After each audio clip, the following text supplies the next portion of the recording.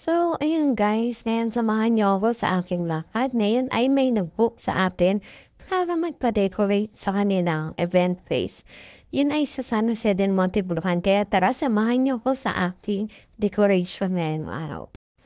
At ito, sa mga oras na ito, malapit na rin ako bumaba dito guys. Then pagbaba ko pala, may nakita ko ditong ukay. Ayan, 5 pesos each. Kaya natuwa lang din ako. Kaya nga nagtingin ako dyan kasi naghanap ako ng long sleeve pero wala akong nakita. Kaya ayun, naglakad na ako. So papunta muna ako dun sa may bahay ng mom ko. Mom yun yung may-ari nga ng place na pupuntahan natin kung saan tayo magde-decoration.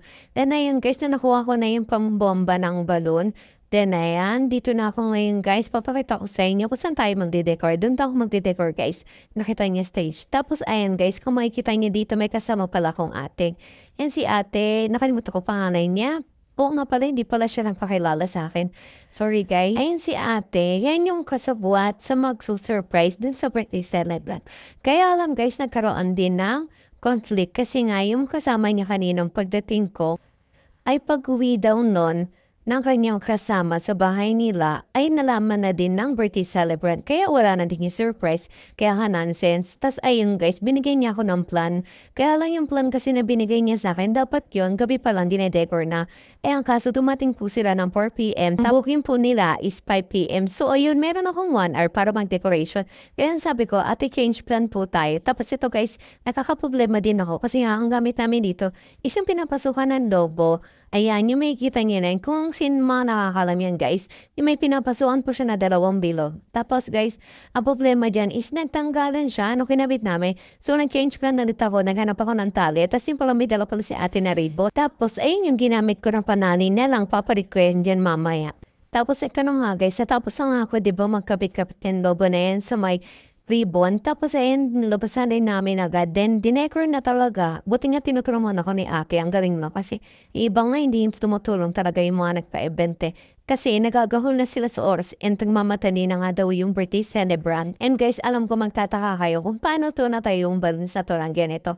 Yan guys. Kumuha ko ng 4 na balloons, dinagyan ko ng water, then nilagyan ko ng basahan po yung lalapagan niyang balon sa may water para iwas na lang din mabutas at magkaroon ng tubig yan. Kasi nga dyan uupo yung birthday celebrants.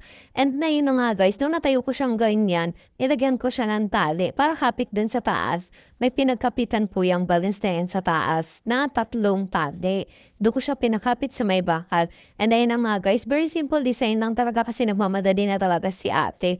Nagpapawisa na nga siya kaya nga na ano din siya, pressure din siya. At bigla din darating dito yung bisita guys at lalo na ang birthday celebrant kaya pina-stop ko muna sila sa labas.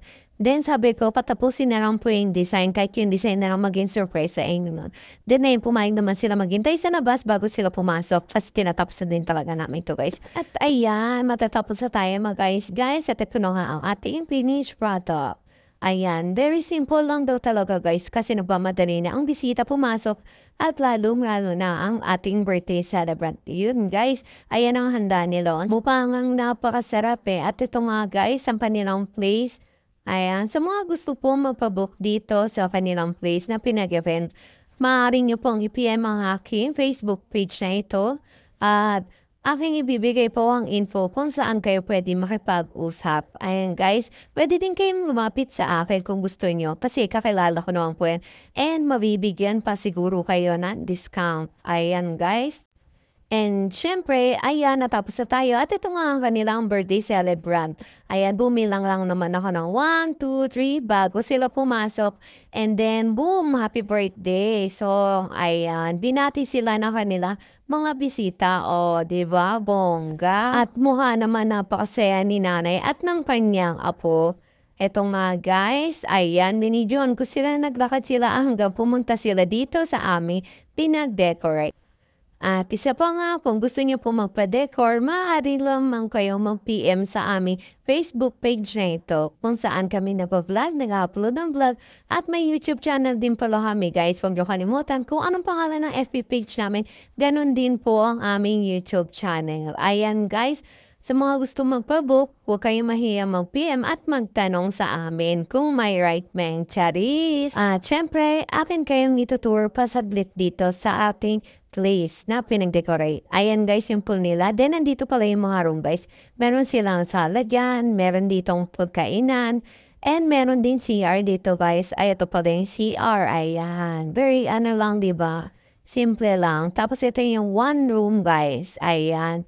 Meron silang double deck. Tapos meron din extra bed dyan sa lapag ko. Tapos meron ditong second room. Tapos ganyan naman yung room dito guys. Mas malawak na. Diba? Ang ganda, bongga. Sa mga gusto magpa-book. Oops, wait lang. Nakalimutan ko pala. Oo, hindi ko nabuksan pala yung isang kwarto. Kasi nakalak siya, nakalimutan ni pambukas eh. Pero okay na yan. Nakita niya naman na guys.